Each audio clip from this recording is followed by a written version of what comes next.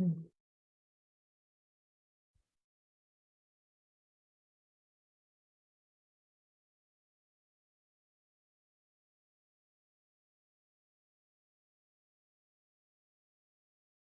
right, we are live officially. Just want to make sure we're getting views. We're able to see comments. If you're watching this, say hello. If you're catching the replay, then comment #replay so that we know that you've watched it or anything like that. I just want to make sure I can see comments before we move forward. There we go. Thanks, Raina. Yeah, there's a little bit of a delay. So for those of you that are new, there is a little bit of a delay. But Laura, ready when you are. Okay, well, welcome everybody. So this week we're talking about one of the topics that is in the highest demand, which is acquisitions. So acquisition is the process of getting leads, number one, and then turning these leads into deals. Okay, and how many of you feel that that is probably one of the most important processes to do, not just with with any strategy in real estate, right? Wholesaling, buy and hold and fix and flip.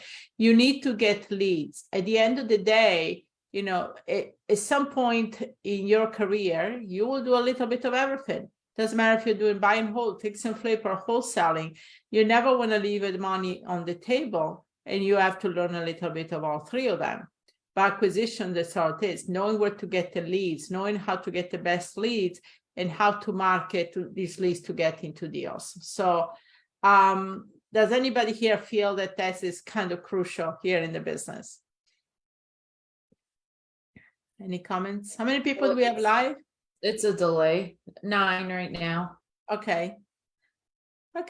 Well, we're going to start jumping into here. And one of my thing is, first of all, I want to say that when it comes to leads, quality over quantity, okay? Quality over quantity. So don't worry about having thousands and thousands of leads that you're marketing to.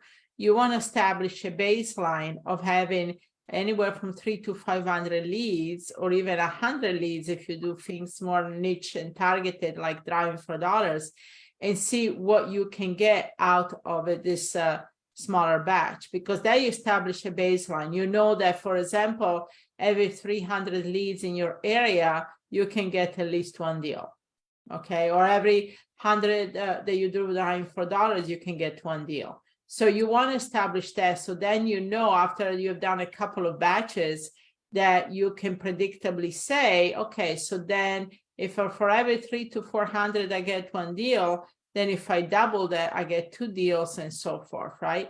So that's why it's important to do that. But we shared with you a PDF here earlier this week that went into a process, because the key here is not to leave any stone unturned. So the way we broke it down is into a 5-week process, and we did not skip week 4 by mistake. Actually, that's kind of a catching up week, okay? So that's why it's not included here. But basically, you get these leads, and we talked about in the past how to get leads, so maybe you want to refer back to that. And then once you get the leads, you want to take them through, look at this like a funnel. You put in leads on the top, and then at the bottom, you get the deals coming out for these leads. So, you put all these leads, and then at the bottom, you get a few, but those are the deals. So, but you have to work a systematic process, and this is where you create a system so you can process all these leads and turn it into deals. So we're going to give you here a little bit of a summary. So you get the leads, and in week 1, you're going to, first of all, skip trace them, which is mainly locating the property address and also, the mailing address and also the phone numbers for the owners.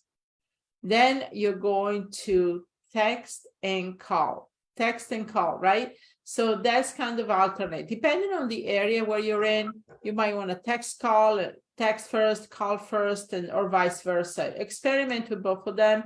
Some work better than some in the other. You want to text and call. Now, you're not going to know if are good phone numbers until you call. Okay, so that's why the thing it is, sometimes you have to see and test it to see what is the best process for you. If you do a lot of texting and you get very little response back, less than, let's say, 15-20%, most likely you probably have a lot of bad numbers, which you're not going to find out until you call.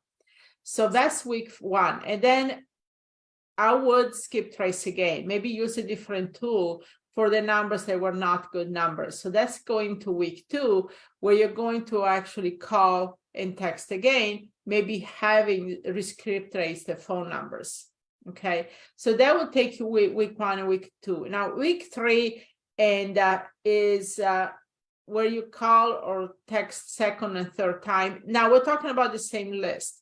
You have this lead. So if you want to do this every week, then you kind of overlap and do different lists every week. Now, week 3 and 4, this is where you catch up with everything. Okay. Now, week 5, if you want to introduce direct marketing, this is where it comes in week 5. Now, through the process of going 1 through 5, you're going to divide the leads into 3 different possibilities. One of them, they're interested, the ones that are not interested, and the ones that have the wrong phone numbers that you have to skip trace again. Okay, so there are 5 different things, 5 different weeks you go through, but this is how the process you take it to. So at the end of the day, you're probably going to call people 2 to 3 times. You're going to text them 2 to 3 times. You're going to skip trace at least twice to different tools. And then week 5, you're going to do direct marketing. Liz, you want to add something to this and also talk about some tools a little bit? Yeah, so one of the things I want to state when it comes to this is you have to be very, very, very diligent to this process, okay? Whatever you decide to do, you need to understand your demographic. For example, I'm not going to be texting people in my area that I live in. I live in Fort Myers. It is literally like old people capital of the world. Texting is very frustrating for the older demographic, for a lot of them. And so I am not going to be texting. I'm going to focus more on calling them and more direct to seller ways. Okay. Direct mail is only necessary at the very end. Okay. I was saying on the webinar last night, which was an amazing workshop. We had a lot of fun, a lot of interaction. If you missed it, don't worry. We do them every month or so, but you want to make sure that if you're doing direct mail, that you have a budget for it. You have a less than 1% response rate. And that doesn't necessarily mean yes and go into closing. So that means out of 100 leads, you might get a yes, a maybe, what's your offer, or like cussing you out. That's what it means by response rate. So unless you have a very high budget, you need to scratch that and you need to focus on the most direct to seller ways, which is texting and calling.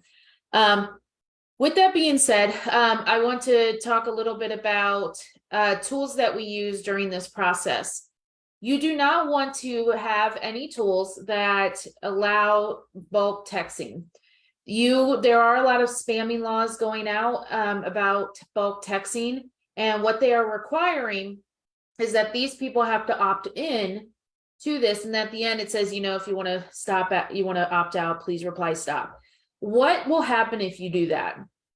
The seller is going to feel like they are not the only one being contacted. It takes away a lot of the personal feel. So what I've done is I have a VA that does this one by one. She copies, she pastes, and all of that. Now going into the next one is different tools that we might use for skip tracing is like batch leads. I do not recommend PropStream for skip tracing. I use it for literally everything else, but I will not use it for skip tracing. I use more batch leads, high-low skip, those kind of places. There's tons and tons of tools out there. Do your due diligence, get referrals from people that are doing what you're doing, and then go for there. And those are the 2 biggest tools I would recommend, is something to skip trace and something to pull the list. And then a CRM like Podio, Realty Juggler, those kind of CRMs are more what I would expect to use to keep track of my leads. Where are they at in the process?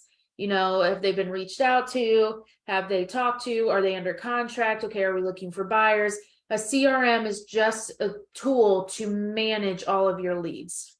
Okay. Did I miss anything, Laura? No, and I just want to mention a little bit some rule of thumbs. Okay, so how do you say, okay, do I expect that I'm on the right track here? Am I getting enough traction for what I'm doing? Okay, so some rule of thumbs here. This is my rule of thumbs, okay?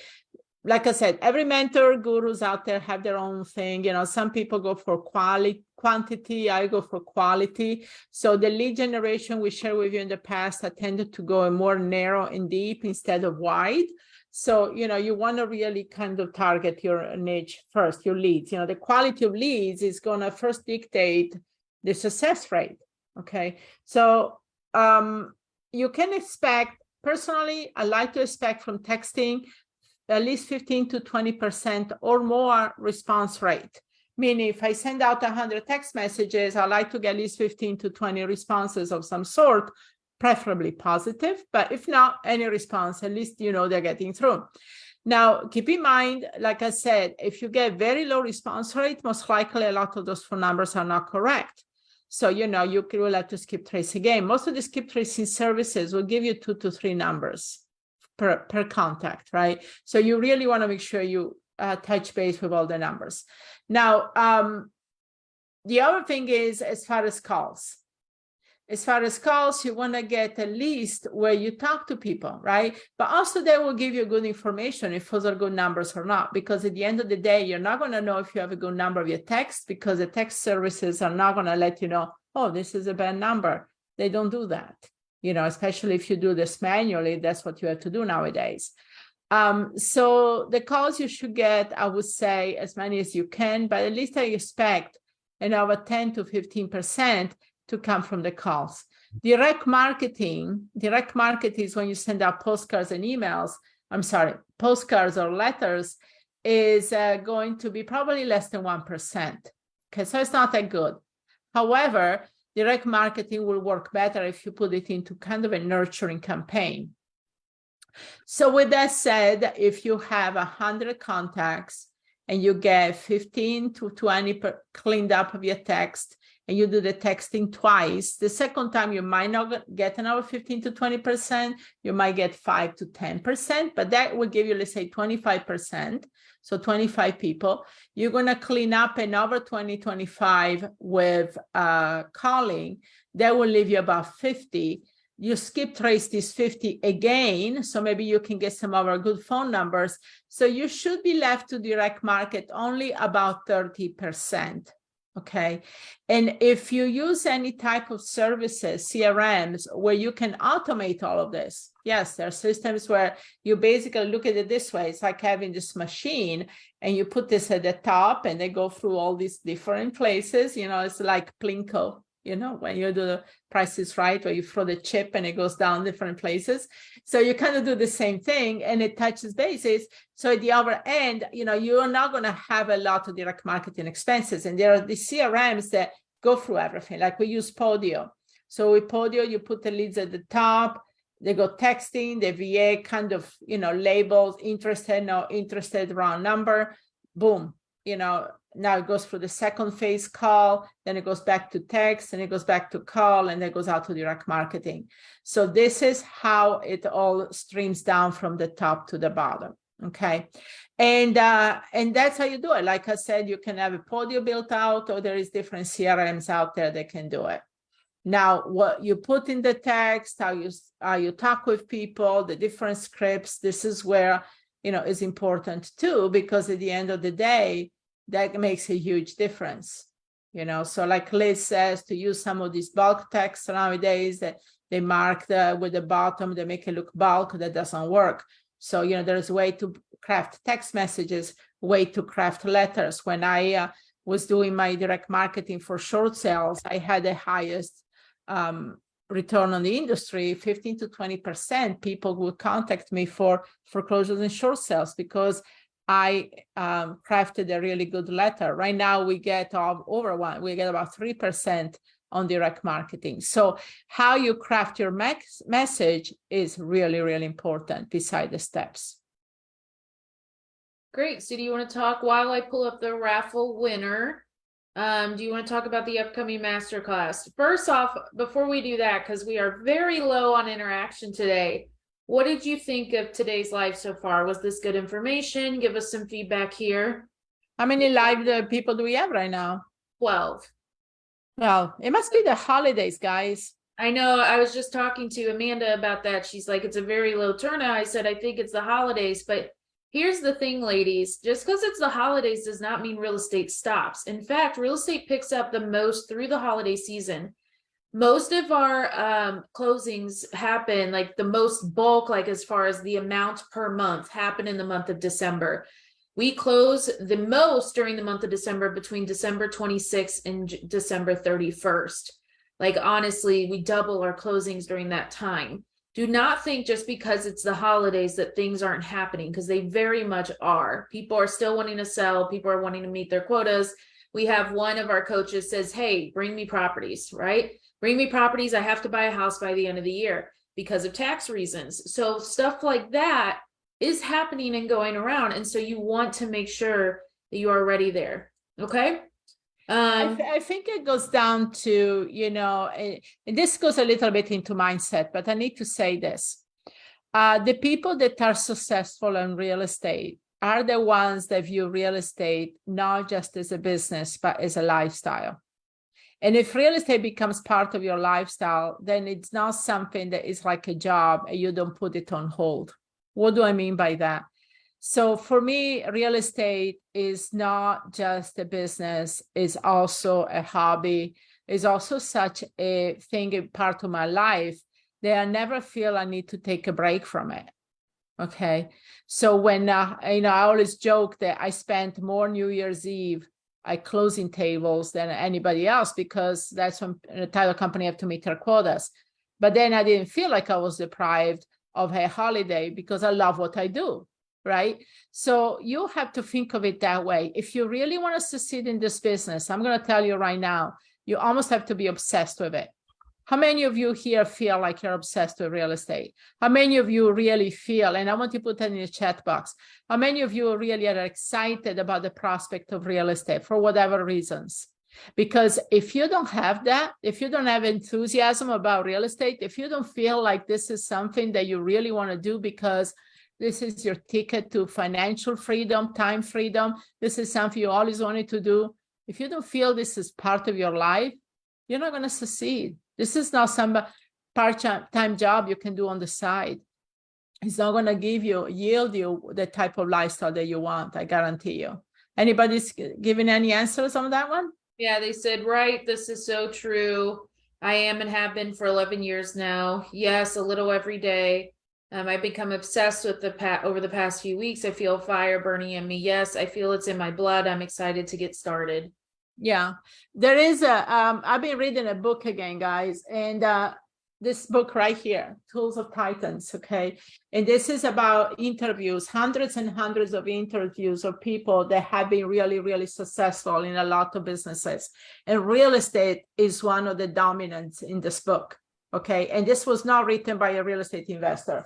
So with that said, the thing is with real estate, it gives you the life of your dreams. It gives you the freedom. It gives you everything you want, doing it virtually, making the money that you can afford to live the life. So it has to be a lifestyle.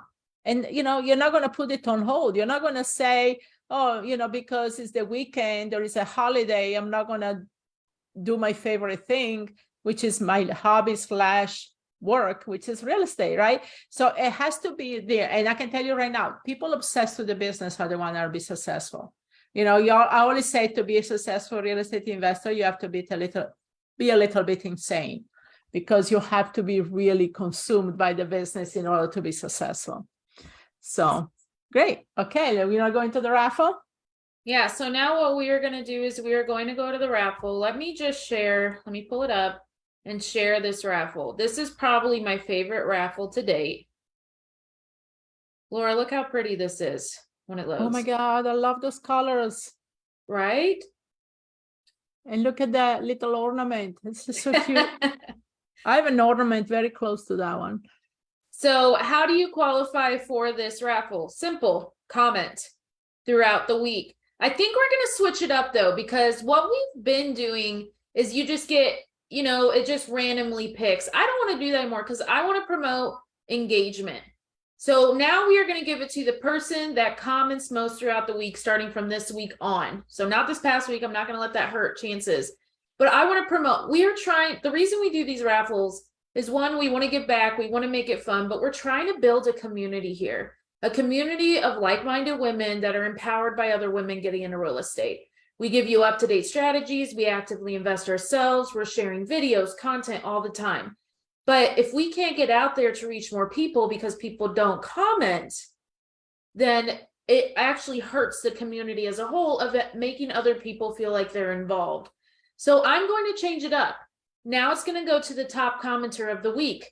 So that means if you comment once, it's probably not going to work out for you because I have a lot of women in here that comment on literally every post. But if you comment multiple times and you really feedback, Facebook gives us this thing of who is your most active person. And we're going to go off a comment. So I know Amanda's listening. So Amanda, now it's most active. We are going to switch this up because we want to make it fun, but we want a community. And this is our reward to people and our gift to the people that help make this community so amazing, which there's a lot of you that do. So I'm just letting you know that we are going to switch that up. And I think this is a beautiful box that deserves to go to someone that loves it and is excited about it and all of that. Now, with that being said, we have our winner today. You have 1 week to claim these winnings. So you have to watch the live to see that you won, right? So you have 1 week to claim these winnings because especially these boxes are more like seasonal stuff. We tend to do with what's going on in the months. So you have 1 week to claim, and how you claim is you email into Amanda at questions@realestateinvestingwomen.com. And you can give your address. We'll need your address, obviously your name, and your phone number for delivery. Okay. So who is super, super excited for this? Let's see. I'm waiting to see. I'm waiting until I get some answers here. We have 17 people on now. So that box must have attracted people to click open that video. Let me stop right there.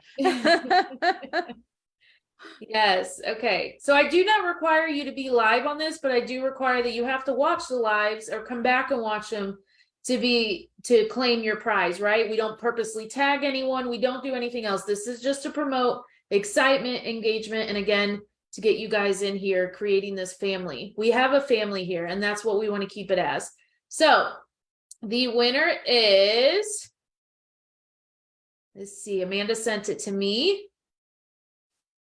Van Carter. So congratulations, Van Carter. You are the winner of today's box. You can email into Amanda and claim your prize. You have 1 week. So until our raffle next week. Now, what I'm going to do in the meantime is I'm putting these dotted lines. We allow one question per person. So feel free to ask your most burning question. And Laura, while we're waiting for that, you want to talk about the upcoming masterclass? Yes. I definitely want to talk about this, guys, because a couple of things important about this masterclass. Number one is the last one we were going to have for a while. Okay. We have a retreat coming up next month. We have other events coming up. So this is the last one.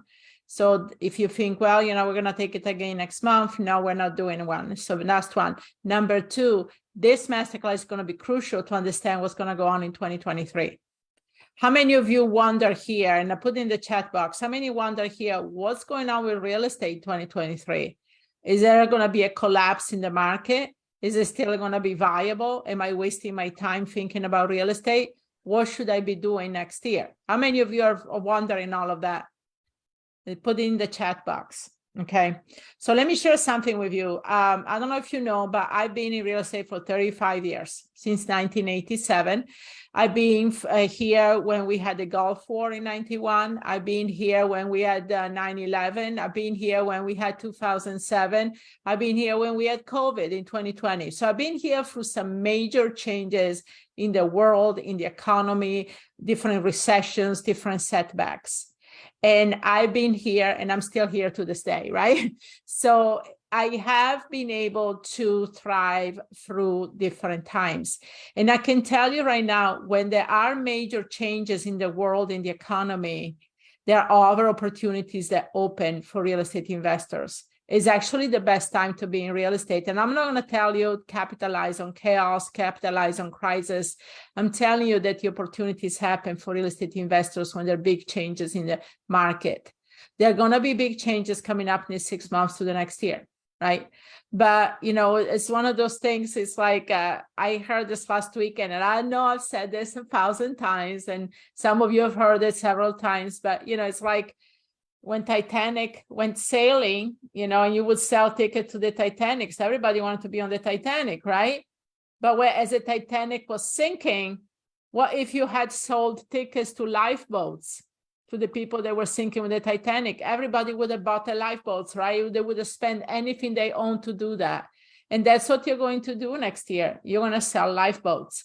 So as an investor, what are you going to be your lifeboats? What is the things that you should really focus in 2023 to make this even more profitable? Because I tell you what, a lot of the fly-by-nights real estate investors, a lot of these mentors that they don't know how to navigate into these waters with the icebergs that we have coming up, they are going to quit. They're going to step on the side. They're not going to come here and help you, take you through and actually make more money than before.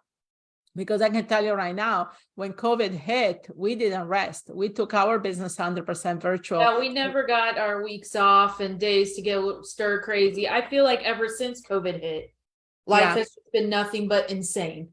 Yeah.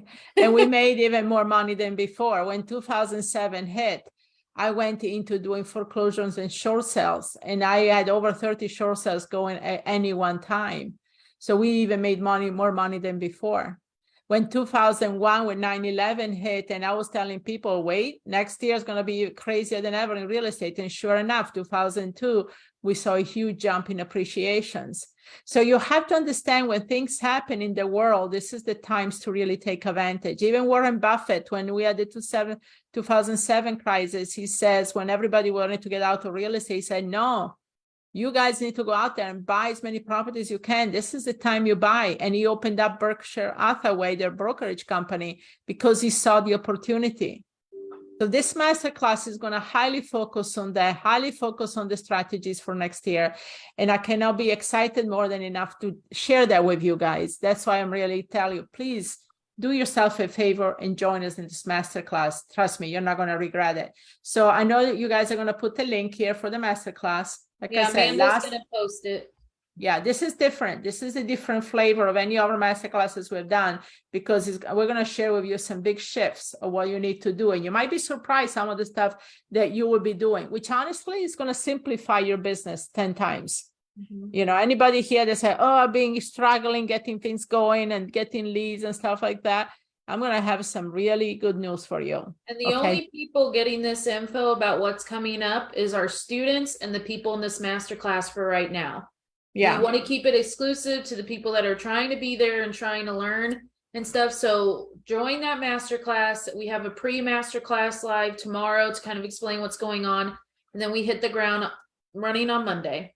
Yeah, I'm not going to share it out there in the public channels because I want to keep this very exclusive. I've done a lot of research. I've been talking to people in the industry, and we're all geared up to shift our things. So we like I said, we're already selling the lifeboats here. Okay. And it's only $27. I mean, come on, I spend more than that just ordering pizza. Yeah. So yeah, definitely. So yeah, that's going to be a really interesting masterclass. And like I said, it's going to be the last one for at least 2-3 months. Yeah, I don't remember. We booked out events for the next 6 months, but we're about to switch it up, but I can't remember when we put the masterclass. It's definitely not next month. It's into close to spring, I think. Yeah. So even if I've done past masterclasses, you are saying this is going to be new and fresh information. There's going to be some. Yeah, well, I mean, it's still going to follow. I don't want to tell you it's all going to be new and fresh. I mean, it's going to follow, but it's going to be new information in the sense we're going to talk about different things. So when we talk about leads, when we talk about how to approach leads, what to tell the leads, educating the sellers, when we talk about marketing processes. So the frame is the same, but the content is different because things are different now. Plus, I will share with you on the first day, I will share with you 5 things that you need to know as an investor in the back of your mind that's going to happen in 2023 that's going to change and revolutionize how you do real estate and how you look at real estate. So it's really going to be important for you to know those things. Like one of my students said this morning, I was talking, he said, he was with another well-known mentor here last year. He said, but he says, you're the first one that has talked about the importance of choosing the right area. He said, the other mentor never talked anything about that. And you're the first one that told, and he said, that put all my business, upside down in a good way, because he said, I was really focusing on the wrong area. And that was what I was struggling with. So, he said, you're the first one I talked about that. So next week, I'm going to be the first one to kind of tell you things that are happening. So you guys know before that, everybody else is going to find out. Okay. So stay tuned on that.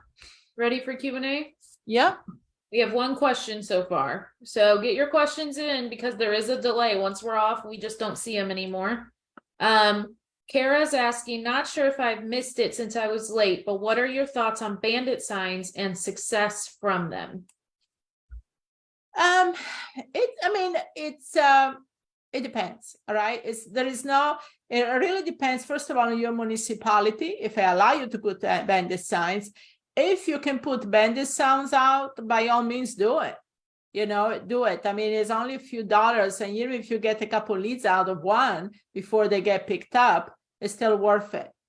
Now, one of the things I found out is, it's kind of funny, but if you're looking for medium to lower income homes areas, the ones with permanent markers on corrugated signs work the best. If you're looking for medium to higher income homes, the pre-printed one, like the one we say we buy houses or things like that, right? So there is different. And we have a bunch of scripts in the training about the best scripts that work on bandit signs. But yeah, no, they work. They work, definitely. It just, don't expect a lot out of them, because most of them, they don't leave them out. But try to put them strategically in areas that are hard for the sign police to pick up, like in the middle of intersections or at the exit of home improvement stores. I like to put them in the exit from Home Depot or Lowe's or Ace Hardware, that type of stuff. All right. Vonda's asking, I have several leads I want to offer on, but having trouble determining ARV and MAO. How can I get help? Join the 12 o'clock call, Vonda, or 1 o'clock with Juan today. And put that in ad event, because you're a student. So put that in ad event. And so we will call you during the Q&A session. I'm going to help Juan run it today because Amanda is out. After this live, she leaves. So just make sure it gets an ad event so that those get answered, okay? Perfect. Kara says, technically, no, they're not allowed, but I see them anyway. All the time. We see them too. It happens more than you think. Okay, any other questions while you got us?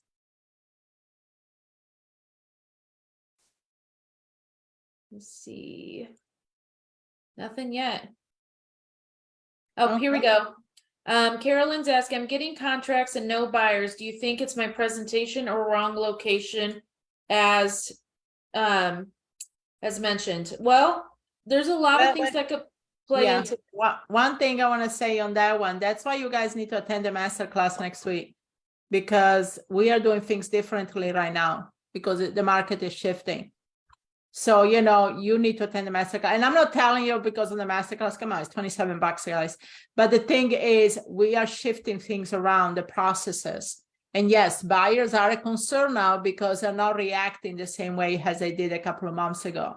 It's shifting from a seller's market to a buyer's market. But right now there is kind of a void in the middle. So how do you do that? How do you do so you do deals while you turn things around? Okay, so meaning you have to contact buyers before you get properties. And we're going to tell you exactly how to do that and what to look for, because you need to qualify what the buyers want. Okay. That's all I wanted to say. Danielle is asking, from PropStream under tired landlords, what are the best ways to approach? What? I'm sorry? Tired landlords, what are the best ways to approach? How do you find the tired landlords? He's saying on PropStream. How do you know they're tired on PropStream? There's too much of a delay. Just give an answer of some sort. Okay. No, I'm just saying is, when we talk about tired landlords, we're talking about landlords that own property and they're frustrated with their property. So I am wondering, how do you find those on PropStream? How do you know they're tired? And That it's a filter. okay, but how does PropStream know that they're tired? I guess I'm always interested when you find this type of filters or the type of limiting, and Liz uses PropStream more than I mean, I don't use PropStream. I look up comps. That's all I do with PropStream. So as far as looking for it, but I'm always very skeptical on the filters like that, because unless they tap into certain lists that are databases like evictions, how do they know they're tired landlords? So I'm just wondering what the criteria is of You said PropStream. because they have been designated ownership for 15 years. I wouldn't consider that a tired landlord. No.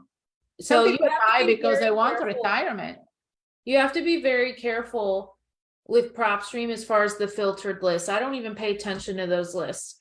I pay attention to demographics, but as far as tired, I would just more go after evictions and things like that, where they're frustrated. They're frustrated. We talk a lot about this next week though, so I don't want to go too deep just because I want to be fair to the people that are paying for this answer. But yeah, and as far as the buyer question, I didn't get to go back into that. I want you to, and 9 times out of 10, it's money. You're asking too much. You're asking too much for this property. So you need to lower your price, even if you have to go later and renegotiate with the seller. You need to lower your price, but you need to talk to your buyers that you have reached out to about the property and ask them why they aren't interested in it. They'll tell you why. And if you get a bunch that are saying, like I would say 5 to 10 that are saying this is priced way too high, then you know you priced it too high.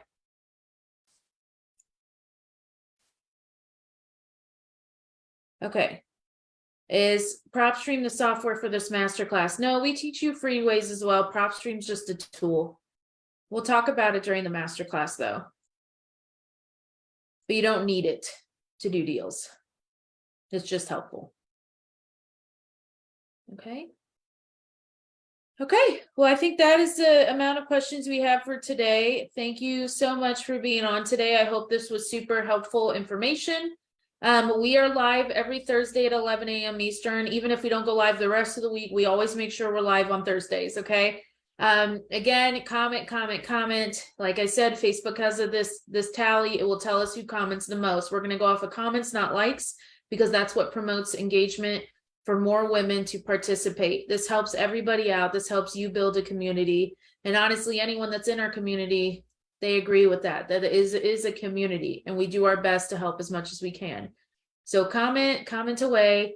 The masterclass link is in the chat. She's posted it several times. So it's like right above you, like 4 comments, Carolyn. I'll have Amanda post it again right now. I know she's about to leave. Can't you pin it? I can pin it, but it sometimes doesn't show to everyone that it's pinned. That's why I'm saying to check the chat. But yeah, okay. Laura, you want to close out? Yeah, no, definitely. Like I said, I hope to see you in the masterclass because I want to share some really crucial information with everybody here. We're going to have an interesting year, 2023, and in real estate, there are going to be new opportunities. Things are shifting, like you guys noticed about with the buyers, but also how to get the property, lead generation, and so forth.